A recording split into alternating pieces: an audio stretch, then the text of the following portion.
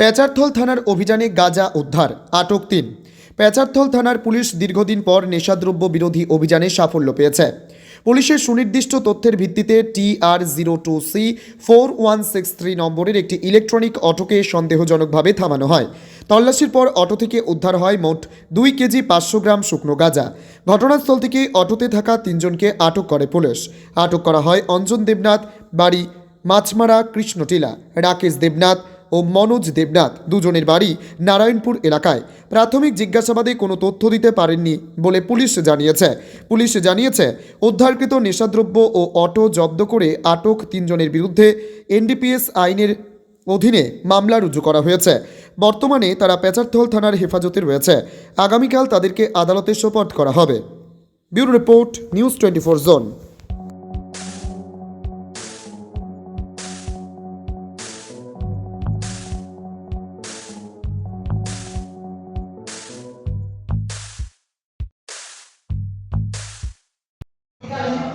আজকে আমাদের রুটিন মাফিক নাকা ডিউটি চলাকালে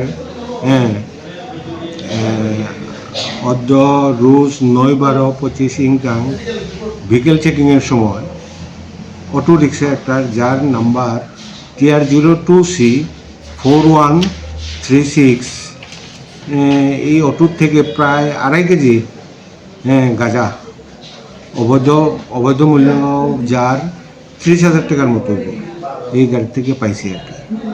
আচ্ছা, সঙ্গে কারোর আটক করছেন আপনারা? হ্যাঁ, সঙ্গে 3 জন আছে। অঞ্জন দেবনাথ নামে, যার বয়স 27, বাড়ি অটো ড্রাইভার, এটা কৃষ্ণটিলা। আর রাকেশ দেবনাথ ওই অটোতেই ছিল, যার বয়স 29। আর মনোজ দেবনাথ 27 বছর। এই 3 জনরা এখানে আটক করেছে। তার পরের 2 জনের বাড়ি? তারা দুজনে, একজনের বাড়ি হচ্ছে গিয়া লক্ষ্মীপুর, এই কৃষ্ণটিলার আশেপাশে। হ্যাঁ। আর তৃতীয় জন মনোজ দেবনাথ 27, এর বাড়ি ওইদিকে, লক্ষ্মীপুরের দিকে।